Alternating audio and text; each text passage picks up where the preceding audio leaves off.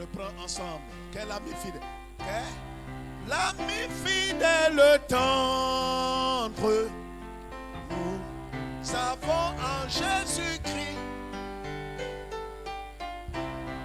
Je prêt à nous entendre. Répondre à notre cri. Connaître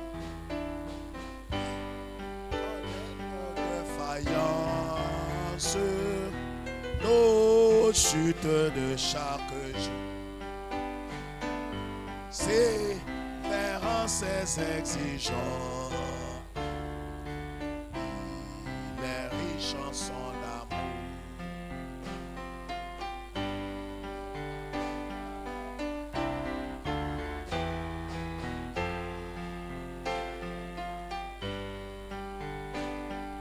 C'est vers ses exigences. Il est riche en son amour. Une dernière fois. Quel ami fidèle tendre, nous avons en Jésus-Christ, toujours prêt à nous entendre,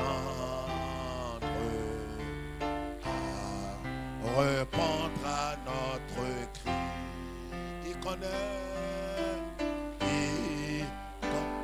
nos défaillances, nos chutes de chaque jour.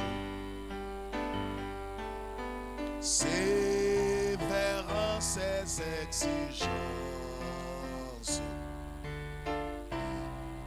Les riches en son amour. Prions ensemble le Seigneur ce soir, en ce premier jour de l'an. Seigneur, nous voulons te rendre toute la gloire, te donner, Seigneur notre Dieu, la célébration, la magnificence, la gloire, l'adoration te reviennent à toi seul au siècle des siècles. Merci de nous avoir donné, Seigneur notre Dieu, cette nouvelle année. Merci de nous avoir donné l'opportunité d'entrer dans cette nouvelle année. Nous voulons te dire merci. Pendant que plusieurs, Seigneur, sont rentrés dans l'éternité, pendant que plusieurs sont, Seigneur, sur des lits des hôpitaux, à nous, tu as fait la grâce d'être là en ce jour, Seigneur notre Dieu solennel. Nous voulons, Seigneur, te glorifier, te bénir, te dire combien de fois nous te sommes redevables. Reçois notre louange, reçois notre adoration, reçois, Seigneur notre Dieu, oh mon Dieu, mon roi, notre célébration. Nous voulons, Seigneur, te dire combien de fois tu es grand, combien de fois tu es souverain sur nos vies. Tu es Seigneur, le Seigneur, le roi des rois, l'alpha et l'oméga. Seigneur, parle à nos cœurs et enseigne-nous afin que cette année nouvelle soit une année bénie, une année mise à part, une année sanctifiée, une année, Seigneur, qui va te glorifier. Bénis-nous et enseigne-nous, enseigne-nous, enseigne-nous et enseigne-nous. Éclaire-nous par ta parole, que la gloire te revienne. Au nom de notre Seigneur Jésus-Christ, nous te prions. Amen. Acclamons le Seigneur notre Dieu. Que Dieu nous bénisse. Veuillez vous asseoir. Proverbe chapitre 29, le verset, Proverbe chapitre 29, le verset 18. Quand il n'y a pas de révélation, le peuple est sans frein, heureux s'il observe la loi. Amen. Voilà ce que dit la parole de Dieu. La Bible dit, quand il n'y a pas de révélation, le peuple de Dieu est sans frein. Quand il n'y a pas de révélation, le peuple est sans limite. Le peuple est emporté, le peuple marche comme bon lui semble. Quand il n'y a pas véritablement de révélation, d'orientation divine, de direction divine, de parole de Dieu donnée par Dieu lui-même, le peuple est sans frein. Celui qui donne cette parole ici sous l'onction du Saint-Esprit est Salomon, le fils de David, le grand roi d'Israël, le chant émérite d'Israël, l'homme selon le cœur de Dieu. Salomon, nous le savons qu'il a trouvé grâce aux yeux de Dieu. Qu'est-ce qu'il a fait? La Bible dit que Salomon, dans son humilité, il a demandé une seule chose à Dieu. Qu'est-ce qu'il a dit? Il a dit à Dieu, donne-moi simplement la sagesse. Je ne suis qu'un enfant à tes yeux. Donne-moi la sagesse afin que je puisse servir, je puisse gouverner ce peuple que tu m'as donné. Et Dieu, dans sa grande bonté, dans sa grande miséricorde, non seulement béni Salomon, il lui a donné la sagesse, une sagesse divine, mais en même temps, il a béni Salomon matériellement parlant, financièrement parlant. La Bible dit qu'au temps de Salomon, on pouvait même comparer peut-être l'argent aux biens, aux pierres du sol. Pourquoi? Parce qu'il était immensément riche. La Bible dit de Salomon que après lui, il n'y aura personne sur cette terre qui sera riche comme Salomon. Et avant lui, il n'y eut personne qui soit riche comme Salomon. Et c'est pourquoi nous voulons dire grand merci au Seigneur, parce que Dieu nous donne cette opportunité d'entendre de la bouche de cet homme-là une parole inspirée de Dieu. Salomon, à un certain moment, frères et sœurs, Salomon, qu'est-ce qui lui est arrivé? La Bible dit que quand Dieu l'avait couronné de gloire, Dieu l'avait couronné de sagesse, Dieu l'avait béni matériellement parlant, il s'est laissé aller au point où il est allé se vautrer dans l'idolâtrie, dans la perversion, dans la sensualité. Il est allé jusqu'à épouser près de 700 femmes et il avait aussi 300 concubines, si je ne me trompe. Il avait en tout 1000 femmes dans sa folie des grandeurs. Il avait 1000 femmes. Et pourtant, il n'avait pas cette attitude-là quand il criait vers Dieu au début de son règne. C'est cet homme qui s'est repenti. Il a écrit vanité des vanités, tout est vanité. Il va lui-même, une fois rempli du Saint-Esprit, va donner des conseils à des générations à venir. Et c'est dans cette optique que nous nous trouvons là. Et c'est lui qui nous dit, quand il n'y a pas de révélation, quand il n'y a pas d'orientation divine, quand il n'y a pas de direction divine, quand il n'y a pas ce que nous appelons un remas de la part de Dieu, le peuple est sans frein. Le peuple se laisse aller. Quand un homme, c'est pourquoi, voyez frères et sœurs, nous voulons vous souhaiter bonne heureuse année en ce premier jour de l'an. Et en même temps dit que ce n'est pas parce que nous entrons dans une nouvelle année que vous allez connaître une transformation radicale dans votre vie. Ce n'est pas parce que nous entrons dans une nouvelle année qu'automatiquement vous allez expérimenter de nouvelles choses. Nous savons que chaque nouvelle année est porteuse d'espoir, porteuse de nouveaux vœux, porteuse de bénédictions. Mais la réalité est tout autre. La réalité est tout autre. Vous savez que depuis le matin, plusieurs ont souhaité bonne heureuse année à plusieurs personnes. Mais le fait qu'on vous ait souhaité bonne heureuse année ne transformera pas votre vie, n'aura pas d'impact dans votre vie, ne changera pas votre vie conjugale, ne changera pas votre vie professionnelle, ne changera pas votre santé, n'apportera pas d'impact dans votre santé. Qu'est-ce que je dois faire pour que cette année 2019 soit une année bénie pour moi? On peut même aller jusqu'à nommer l'année comme nous le faisons très souvent. Mais le fait de nommer l'année ne vous donnera pas forcément ce que l'année revêt comme nom. Souvenez-vous que dans la Bible, tous ceux qui avaient été nommés par leurs parents, par les Hébreux dans les familles hébraïques, on donne un nom en fonction de la mission que doit accomplir cet homme. C'est pourquoi notre Seigneur s'est appelé Jésus-Christ. Ça veut dire le sauveur ou un homme comme Judas qui veut dire que Dieu soit loué. Mais vous savez tous aussi comment Judas Iscariote principalement a terminé la course. Le fait de porter un nom glorieux ne va pas dire que le nom glorieux que vous portez va avoir un impact sur vous si vous n'avez pas de dispositions intérieures. L'année est nouvelle, mais ta vie peut ne pas être nouvelle. On peut te souhaiter une tonne de bonnes et heureuses années, mais cela ne veut pas dire forcément que tu vas connaître un changement. Donc la réalité est que le fait de franchir une nouvelle année ne nous transformera pas, ne transformera pas nos vies, n'apportera pas un plus forcément dans notre vie. Alors qu'est-ce que nous devons faire, frères et sœurs. Une nouvelle dimension, comme nous le disons très souvent, ne commence pas forcément avec la nouvelle année. Une nouvelle dimension. Si je veux marcher dans une nouvelle dimension en cette année 2019, il faudrait que naturellement j'ai un remas venant du trône de Dieu. La parole de Dieu écrite est appelée le Logos. Le Logos, c'est la parole écrite. C'est la parole inspirée, écrite, qui ne doit être ajoutée. Cette parole est irréversible. C'est la Bible. Nous chantons très souvent. Je crois que la Bible est la parole de Dieu. De bout en bout, elle est la parole de Dieu. Mais en même temps, voyez, la Bible dit en Deutéronome chapitre 28, le verset 1, si tu écoutes la voix de l'Éternel, ton Dieu, c'est très important.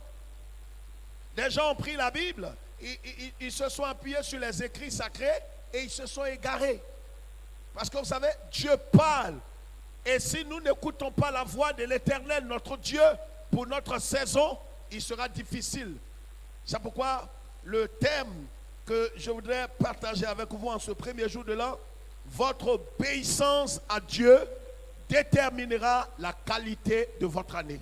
Votre obéissance à Dieu déterminera la qualité de votre année.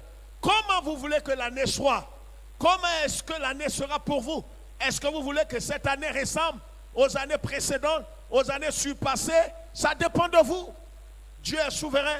Mais vous savez que Dieu ne fait rien dans la vie de l'homme sans l'homme. Dieu ne fera rien dans votre vie sans vous. Il a dit en Deutéronome chapitre 30, un passage que nous aimons très bien. Qu'est-ce que Dieu dit? Dieu dit, je mets la vie et la mort devant toi, mais je t'encourage à choisir la vie. Vous savez, Dieu, il ne contraint personne. Dieu n'oblige personne. Dieu ne va pas vous obliger. C'est pourquoi la manipulation, tout ce qui est manipulation, ce sont des principes de la sorcellerie. Un pasteur, une église, un leader, un guide spirituel ne devrait pas manipuler ses fidèles. Nous laissons la latitude à chacun de faire le choix. Dieu nous a dotés de ce que nous appelons le libre arbitre. Voyez?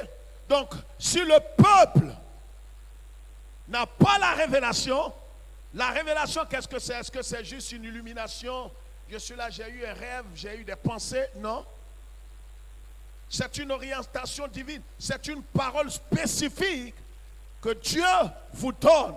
Et cette parole spécifique ne va pas contredire le canon sacré. La parole irréversible de Dieu. Si Dieu vous donne une parole, cette parole sera en conformité avec le canon sacré. La parole écrite de Dieu. Rien ne doit contredire la parole écrite. Si quelqu'un vient à vous et qu'il vous donne une prophétie, un songe, et que ce qu'il dit comme révélation est contraire, contredit la parole écrite, rejetez cela. Beaucoup en 2018 ont fondé leur vie, leur foyer, leur expérience et leur avenir et leur espoir sur des propos des prophètes ou des archevêques. Ils sont malheureux aujourd'hui parce que même ces paroles qu'ils avaient reçues n'étaient pas en conformité avec la parole écrite. Quand il n'y a pas de révélation, le peuple est sans frein. Quand dit-on qu'un homme est sans frein? Un homme est sans frein. Quand vous voyez une voiture, elle est sans frein. En fin d'année, il y a eu tellement d'accidents. Mais écoutez, quand une voiture, un véhicule est sans frein, c'est sûr et certain que ce véhicule va rentrer dans le ravin, va tomber. Et s'il y a des passagers, c'est sûr et certain que ces passagers-là soit vont perdre la vie ou s'ils ont trouvé grâce, ils seront blessés juste. Mais un homme dans la foi qui est sans frein, ça veut dire qu'il est emporté à tout vent de doctrine. Il se laisse aller. Et si cette année 2019, tu te laisses aller à n'importe quelle parole, ta vie sera détruite. Ta vie va ressembler, sera pire que les années précédentes. Peut-être que tu as vu 2018 comme une année qui a été difficile, une année de mort, une année de sécheresse, une année de difficulté. Mais si cette année tu ne veilles pas, si cette année tu n'écoutes pas la voix de l'Éternel ton Dieu pour marcher conformément à cette parole, l'année sera pire que les années précédentes.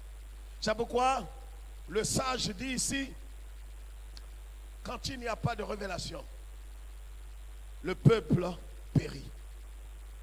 Le peuple périt. Bien-aimés frères et sœurs, nous devons comprendre cela. Mais comment allons-nous avoir la révélation de Dieu si notre pensée, notre intelligence n'est pas renouvelée? Comment allons-nous entendre? Vous savez, il y avait une histoire comme ça dans la Bible. Il y avait un certain Élie avec ses enfants et le petit Samuel. Ils étaient tous là. Le petit Samuel, c'est le fils de Anne, qu'on connaît très bien. Elle était stérile et Dieu l'a béni, a béni ses entrailles. Elle a eu un enfant. Elle a dédié cet enfant. Elle a obéi. Elle a respecté son vœu. Vous savez, il y a des gens qui ont fait des vœux. Ils font des vœux comme en ce début d'année. Ils font des vœux, mais ils ne respecteront pas leurs vœux. Votre vœu sera une dette sur vous. Cette femme a fait un vœu. Elle a honoré son vœu envers Dieu. Et qu'est-ce qu'elle a fait? Elle a consacré l'enfant au service de Dieu. Et le petit Samuel était dans le temple avec Élie, le sacrificateur, pas le prophète. Et qu'est-ce qui va se passer? La Bible dit qu'Élie était là. Élie lui-même n'entendait plus la voix de Dieu. Samuel, comme il est petit, lui aussi, il ne comprenait pas la voix de l'Éternel. Et puis il y avait les enfants d'Élie qui ne comprenaient pas, qui étaient des renégats, des rétrogrades. Ils ne comprenaient pas aussi la voix de l'Éternel. Et tous étaient là. Et ils n'entendaient pas la voix de Dieu. Vous voyez, Dieu parle, mais on peut ne pas comprendre ce que Dieu dit. Si cette année, tu n'entends pas ce que Dieu te dit, alors c'est sûr et certain que tu vas connaître encore les mêmes échecs, les mêmes problèmes, peut-être pire que ce que tu as vécu en 2018. Mais je prie que cette année nouvelle, le Seigneur Dieu t'aide à voir véritablement la révélation. La Bible dit que Dieu a parlé au petit Samuel. Il a parlé au petit Samuel. Élie était là, ses enfants étaient là, mais ils n'avaient pas entendu. Pourquoi? Parce que leur conscience était obscurcie. Dieu parle, mais on peut ne pas entendre la voix de Dieu. Et pourtant, Dieu peut nous donner un avertissement. Dieu peut nous donner une parole d'encouragement, une parole d'avertissement. Mais comme notre esprit est obscurci, comment allons-nous entendre la voix de Dieu? Comment allons-nous entendre la voix de Dieu? Oh, il est dit que si tu obéis à la voix de l'Éternel, voici ce qui va se passer en Deutéronome 28 que nous connaissons très bien. C'est pourquoi en Romains chapitre 12 que nous connaissons très bien, nous allons lire cela. Romains chapitre 12, le verset. Romains chapitre 12, alléluia. Gloire à Dieu. Le verset 3 nous dit: ne vous conformez pas au siècle présent, mais soyez transformés par le renouvellement de l'intelligence, afin que vous discerniez quelle est la volonté de Dieu, ce qui est bon, agréable et parfait. Ça veut dire que nous ne pourrons pas connaître quelle est la volonté de Dieu pour nous si notre esprit, notre intelligence n'est pas renouvelée. C'est pourquoi, voyez frères et sœurs, je voudrais en quelques 5 points souligner quelque chose ici. La première chose que nous devons faire cette année, c'est de nous exposer au Saint-Esprit. De nous exposer au Saint-Esprit. C'est de coopérer avec le Saint-Esprit pour que notre intelligence soit renouvelée. Le Saint-Esprit ne le fera pas seul. Nous devons coopérer avec lui. Si tu veux réellement voir la gloire de Dieu, voir la bonté manifeste de Dieu, tu veux voir réellement comment Dieu est bon, il est grand, il faudrait que ton intelligence soit renouvelée, transformée, pour que tu discernes quelle est la volonté de Dieu pour toi. Si ton esprit est fermé, ton intelligence est obscurcie, Dieu parlera, mais tu n'entendras pas. Et au lieu d'aller peut-être à gauche, tu iras à droite. Et tu vas t'égarer. Tu diras, mais Dieu ne m'a pas parlé. Pourtant, Dieu a parlé. Mais tu n'as pas saisi cela. J'ai l'habitude de dire très souvent que, voyez, où que vous soyez, vous allez voir, que les radios internationales comme RFI, comme BBC et toutes ces radios fonctionnent, émettent. Mais si vous n'avez pas un poste récepteur, ce qu'on appelle les radios, vous n'allez pas entendre la voix. Il faut avoir un poste récepteur, capté véritablement, et puis vous allez entendre que réellement ces radios internationales comme RFI ou BBC là, fonctionnent là dans votre pays. Si notre intelligence n'est pas renouvelée, nous ne discernerons pas. C'est ce que la Bible dit, pour que nous discernions quelle est la volonté de Dieu, pour que nous entendions la voix du Seigneur, il faut forcément que notre intelligence soit renouvelée. C'est la première chose, frère. C'est pourquoi le tout ne suffit pas d'aller et continuer de souhaiter bonne heureuse année. Rien contre cela, il faut le faire. Mais cela ne va pas changer ta vie. Cela n'apportera pas un plus à ta vie. Des gens même pourront même te mettre en genoux. Les plus immatures, les plus moutons, iront jusqu'à donner de l'argent peut-être à des pasteurs, à des prophètes, comme certains l'ont fait en cette fin d'année, pour que le pasteur ou le prophète prie pour eux, pour que l'année soit bénie pour eux. C'est de l'idolâtrie. Vous n'avez pas besoin de donner de l'argent. On peut bénir un serviteur de Dieu financièrement, mais pas pour qu'il prie pour nous. La Bible dit, vous avez reçu gratuitement, donné gratuitement. Donc vous n'avez pas besoin qu'un pasteur vous dise, vous savez, il n'y a pas de corrompu s'il n'y a pas de corrupteur. C'est les brebis matures, moutons qui ont rendu des pasteurs comme ça. Vous n'avez pas besoin d'aller donner de l'argent à un pasteur pour qu'il prie pour vous. Tu diras certainement, mais pasteur, il faut qu'il bénisse mon année. Il faut qu'il bénisse mon année pour que l'année 2019 ne ressemble pas aux autres années. Il peut bénir ton année et ton année sera pire. Le problème n'est pas avec le prophète ou le pasteur. Le problème est avec toi. Quelle est ta communion avec Dieu? Quelle est ta contribution? Ce n'est pas l'argent. L'argent ne règle pas tout dans ce domaine-là. Ce n'est pas parce que j'ai apporté ma dîme, mes offrandes, que Dieu va régler toute ma vie. Non. La première chose, il faut que j'accepte. Je parle des chrétiens. Si quelqu'un n'est pas né de nouveau, là nous parlons ici d'obéissance à Dieu, qui va déterminer, pas obéissance à un prophète, à un archevêque ou à un pape évangélique, mais l'obéissance à Dieu qui va déterminer la qualité de notre année. Ce que l'année sera dépend de Dieu, mais aussi de nous. Je vous ai dit tout à l'heure d'entrée de jeu que Dieu ne fait rien pour l'homme sans l'homme. Il ne fera rien dans votre vie sans vous. Sinon, il allait conduire tout le monde au paradis. Et dit, bon, ben, je n'ai pas besoin de votre volonté. Et bon gré, mal gré, je vous traîne au paradis. Non, Dieu, il ne fait pas comme ça. Jésus dit dans les évangiles, il dit, si quelqu'un entend ma voix, si quelqu'un veut venir après moi, tout est conditionné. Tout est conditionné. Il ne force personne. Si quelqu'un a faim et soif, lui donne l'eau gratuitement. Mais pourvu que tu aies faim et soif. Donc là, nous parlons de ce que nous voulons que l'année 2019 soit par la grâce de Dieu. Dieu est souverain. Mais voyez, le Dieu souverain veut coopérer avec nous pour que notre année 2019, qui a été nommée année de progression divine, soit une année réellement de progression. Ce n'est pas parce qu'on t'appelle béni que tu seras béni. On a vu Judas qui est devenu voleur. Il est devenu après meurtrier. Et pourtant il s'appelle gloire à Dieu. Que Dieu soit loué. Comment Dieu soit loué peut se suicider. Alors les gens disent aujourd'hui, les gens changent leur nom. Quelqu'un qui s'appelle Kwadio ou bien qui s'appelle Kwaku ou qui s'appelle Bamba. Dès qu'il vient en Christ, alors il change son nom. Il pense que le fait d'aligner les prénoms va avoir un impact. Mais pas vraiment. Si vous ne menez pas bonne vie, si vous n'êtes pas en connexion avec Dieu, si votre intelligence n'est pas renouvelée, c'est sûr, on va vous appeler comme ça.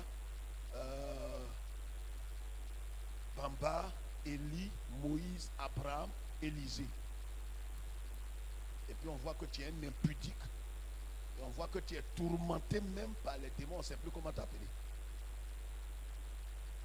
Alléluia. Frère, nous devons comprendre. La première chose donc, qu'est-ce que nous devons faire?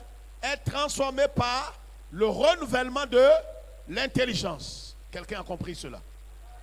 C'est très important. La deuxième chose, pour que cette année, notre joie, notre bonheur, notre épanouissement soit tangible, manifeste, il faudrait que nous acceptons vraiment d'être transformés par le renouvellement de notre intelligence. La deuxième chose importante, c'est de développer une attitude de crainte de Dieu.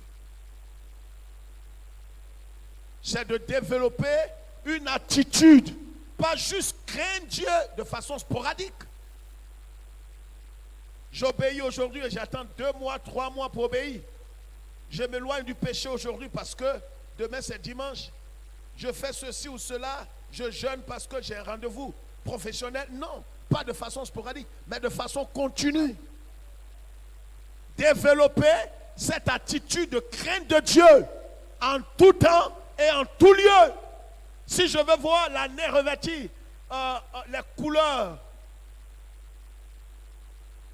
de grâce, de bonté, de miracle, il faudrait que ces choses soient au point dans ma vie.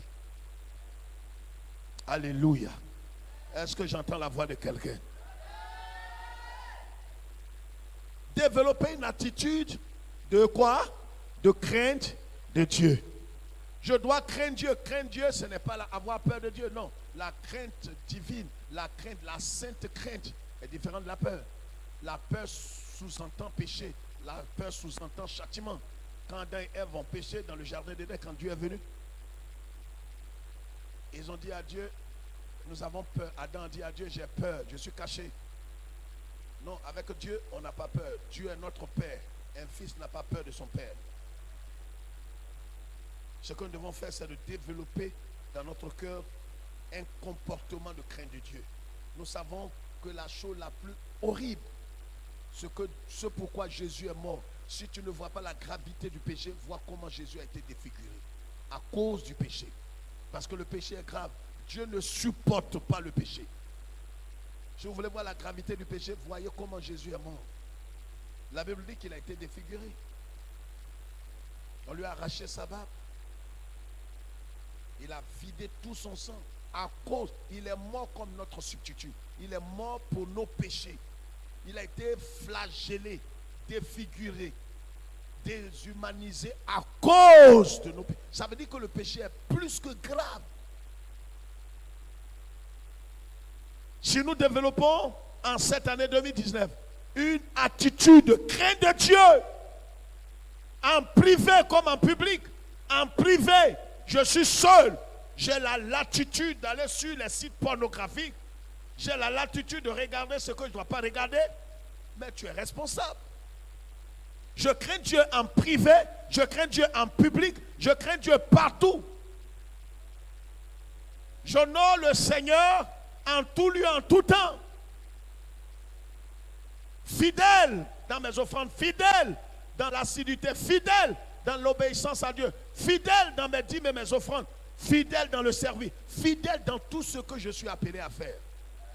Je crains Dieu dans mes pensées, dans mon comportement, dans ma conduite. Si je pêche, je reviens à Dieu par la repentance en abandonnant cette voie. Je dois développer, vous savez, ce n'est pas des choses qui viennent naturellement comme ça dans notre vie parce que nous sommes convertis. C'est comme la maturité, ça ne vient pas instantanément. Nous devons développer cela dans notre cœur. Alléluia. Alléluia. Nous devons développer la crainte de Dieu. La crainte de Dieu. Nous éloigner des interdits. Je vous ai toujours dit, là où se trouve Dieu, là se trouve un interdit.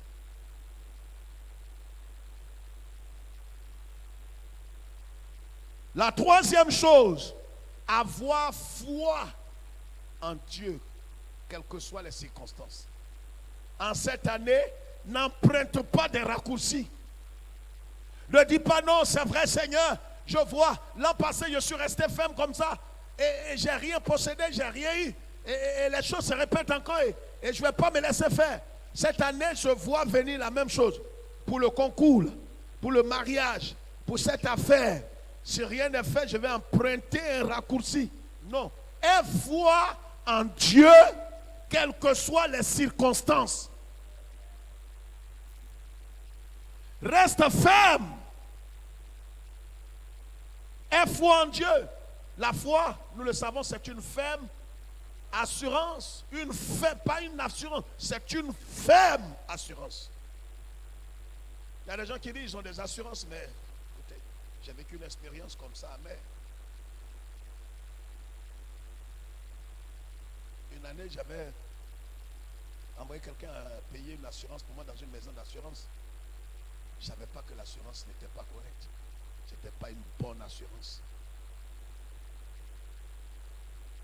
La preuve en est qu'il n'y avait même pas de cachet sur l'assurance. Il n'y avait pas de tampon. Ce n'était pas scellé. Et c'est quand la police a arrêté qu'on a su que l'assurance n'était pas valable. Regarde, il y a des gens qui ont la foi. Mais cette foi qu'ils ont n'est pas une foi qui est agréée par Dieu. Il y a des foi et puis il y a la foi. La foi dont nous parlons ici, la foi sur laquelle il faut se tenir, c'est une ferme assurance. Je crois que Dieu ne peut en aucun cas mentir. Ce qu'il a dit à mon sujet s'accomplira certainement. Quelle que soit l'adversité, quel que soit le problème, je crois. Vous voyez, notre obéissance va revêtir l'année 2019 des vêtements de gloire. C'est très important, frère. Le tout ne suit pas d'aller ça et là. De courir à tous les programmes des prophètes, je rentre dans ton corps, je vois ton destin, je vois ton avenir. Apporte-moi quelque chose, déshabille-toi. Tu te déshabilles, tu es une prostituée. Une femme qui a toutes ses facultés, si elle n'est pas pervers, tu ne peux pas te déshabiller devant un pasteur. Il n'est pas gynécologue. Tu es une femme infidèle. Reste ferme. Quelle que soit l'adversité, reste ferme. Reste attaché à la parole. Dieu a parlé. Je reste ferme. Rester ferme, demeurer là, c'est ça. Avoir confiance en Dieu qui ne peut pas, en aucun cas, se dédier.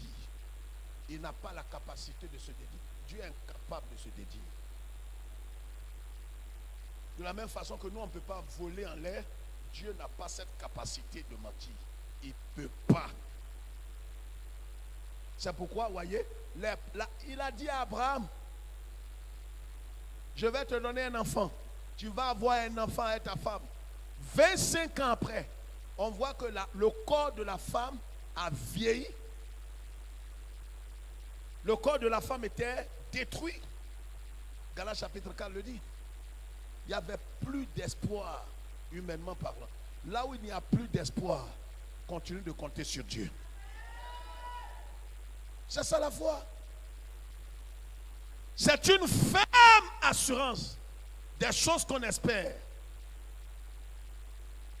Démonstration de celles qu'on ne voit pas. 25 ans après, c'est vrai qu'Abraham a failli.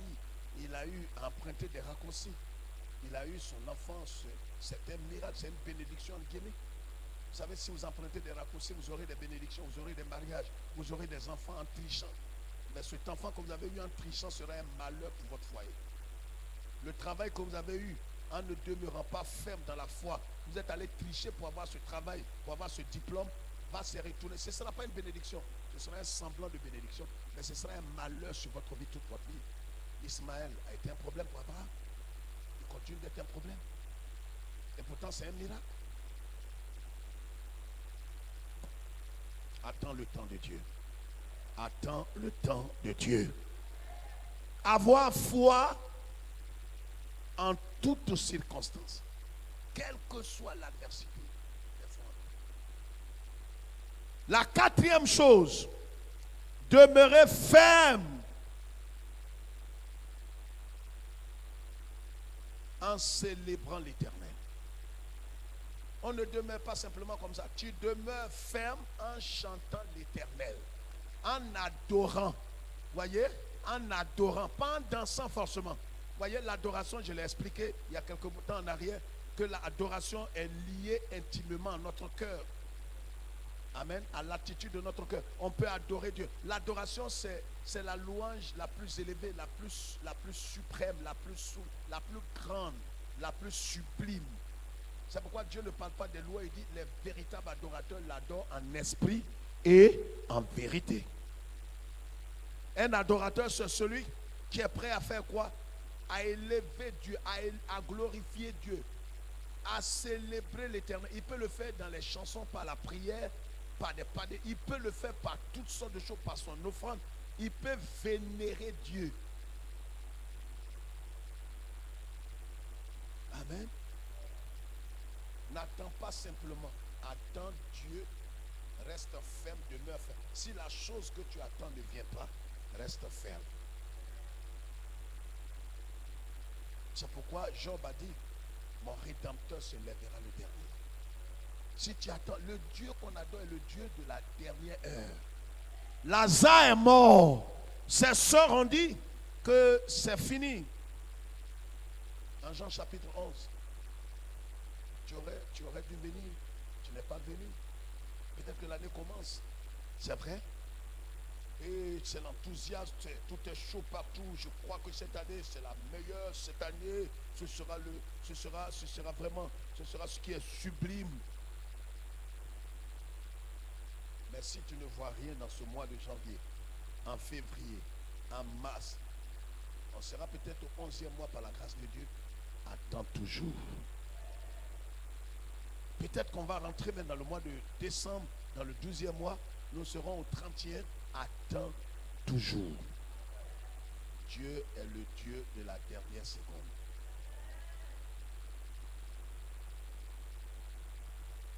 Marthe et Marie, les sœurs de Lazare, ont attendu Jésus. Vous savez, c'est ce que nous appelons les semblants de retard. Dieu semble venir en retard. Il n'est pas en retard. Il peut venir tard, mais il n'est pas en retard. Dieu ne connaît pas retard. Il vient tard. C'est pour que toi-même, ta bouche qui va s'ouvrir là, tu puisses l'adorer. Parce que humainement parlant, tu sais qu'il n'y a plus de remède. Si lui fait ça, c'est que c'est lui qui est Dieu.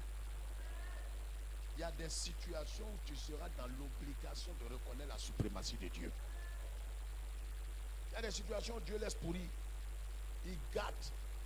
Dieu est réparateur. Regardez par exemple les enfants qui connaissent l'informatique. Ou bien quand vous allez chez l'horloger, vous déposez votre montre, il démonte tout. Il enlève tout. Toi-même, tu l'as dit, chef, tu vas monter tout ça là. C'est son travail. Il ne parle pas des petits horlogers de quartier là, des tâcherons. Lui-même, il regarde derrière ça. Il n'a pas lu. Il regarde derrière son œil comme ça. Je parle des horlogers, ceux qui ont fait l'école. Ils démontent ta montre. Regardez ceux qui réparent les ordinateurs, ça fait peur. Et ceux qui réparent les portables. Frère, le connaisseur des connaisseurs, c'est lui qui a créé l'homme, c'est sa création. Façon Mercedes a créé Mercedes, c'est comme ça Jéhovah t'a créé. Il te connaît. Quand une pièce, on dit ton foie, pas la foi, ton foie là est gâté. Il sait comment il va remplacer ça? Il a des pieds de rechange. Invoque-le et crois. Alléluia. Lazare, Jésus est arrivé au tombeau, il a dit, qui a mis la pierre là? Ils ont dit, c'est nous. Il allait enlever ce que vous avez vu. Ça, c'est pas moi qui ai dit ça. Donc je ne vais pas enlever ça. Jésus ne va pas faire prière pour que. Ce que toi tu as placé là, il faut enlever. Il y a des choses que tu dois débarrasser. Ils auraient voulu que Jésus lui-même arrive, parce que normalement tu es venu consoler des gens, fortifier des gens. Tu dois faire tout. Non, Jésus ne fait pas ça. Il y a ta part à faire dedans. C'est vous qui avez placé la pierre là. Je vous ai dit, je viens. Donc normalement, si vous l'avez enterré, laissez-la. Mais ils ont fermé la grotte, tout. Donc quand il est venu, il leur a dit, enlevez la pierre que vous avez placée, votre pierre d'incrédulité, enlevez ça. Ils ont enlevé la pierre et lui, il a fait le reste. Quand il a prié, Lazare est ressuscité. Alléluia. Alléluia. Lazare est ressuscité. Quand Lazare est ressuscité, les gens en ont fait une doctrine. Des liens ancestraux. Quand Lazare est mort, c'est les parents là qui l'ont attaché. Quelqu'un qui donne ce qui est sublime et te donne un lingot d'or de 17 milliards, il ne peut pas avoir emballage. Il ne peut pas payer l'emballage. Répondez-moi. Quelqu'un te donne une chemise de 27 000. Il ne peut pas trouver emballage pour ça. Soyez sage et intelligent. Ton obéissance à Dieu cette année va déterminer la qualité de l'année. Quand il a ressuscité Lazare, qu'est-ce qui va se passer? On a compris, il a dit à ceux qui l'avaient attaché là, vous-même, détachez-le. C'est vous qui l'avez attaché aux amis. Mais détachez-le, il va partir. Ça, ce n'est pas doctrine. Est-ce que quand il est ressuscité, il y avait des liens qui étaient les liens spirituels, il parlait seul, esprit malheur? Non, soyez intelligents. C'est des liens physiques. C'est pourquoi il a dit aux gens, lui il peut commencer une chose et puis toi tu vas achever. Dieu peut commencer une action et toi tu vas achever. Il a fait ce qui est souverain. Ce que vous avez mis sur le monsieur. Regardez, dans ça Jésus a agi une seule fois. Ils ont enlevé même la pierre. Jésus a envoyé la vie. Il est la résurrection. Il est rentré dans le corps de Lazare. Lazare est debout. Il dit qui l'a attaché? Il dit c'est nous. Bon, enlevez pour vous. Ce que toi tu as mis, il ne fera pas à ta place. Donc ce n'est pas doctrine. Frère, nous devons demeurer dans la présence de Dieu en le louant. Ces éléments-là doivent nous aider à faire quoi? À obéir à notre Dieu. Premièrement, nous avons dit quoi? Il faut développer quoi? Qu'est-ce qu'il faut faire? Il faut s'exposer au Saint-Esprit. Deuxièmement, une attitude de crainte. Troisièmement, avoir foi. On ne peut pas dire qu'on a foi en Dieu si on n'obéit pas à la parole de Dieu. La foi en Dieu va étroitement avec la parole de Dieu. La Bible dit quoi? La Bible dit quoi? Que la foi vient de ce qu'on entend. Et ce qu'on entend vient de la parole de Dieu. On ne peut pas dire qu'on a foi en Dieu si on n'a pas la parole de Dieu. Il n'y a pas de foi sans la parole. C'est la foi. La foi sort de la parole. La foi doit être fondée. Ma confiance doit être fondée sur la parole écrite. Et puis, demeurer ferme en célébrant l'Éternel. Ne reste pas là dans la tristesse, en train de gratter ta tête, dans l'inquiétude, dans le souci. Il y a des gens qui restent, qui attendent. Effectivement, ils sont patients, mais dans le souci. Quand ils chantent, c'est parce que tu vois déjà la victoire. Les enfants d'Israël qui ont chanté autour de Jéricho, ils avaient déjà la victoire. Et pendant qu'ils chantaient, il n'y avait même pas de fissure dans le mur. Mais ils avaient foi, comme Dieu leur a dit, c'est que le mur va s'écrouler. Je crois cette année, si tu as foi en Dieu, les murs de Jéricho autour de toi vont s'ébranler. Que Dieu nous bénisse et que le Seigneur nous fortifie.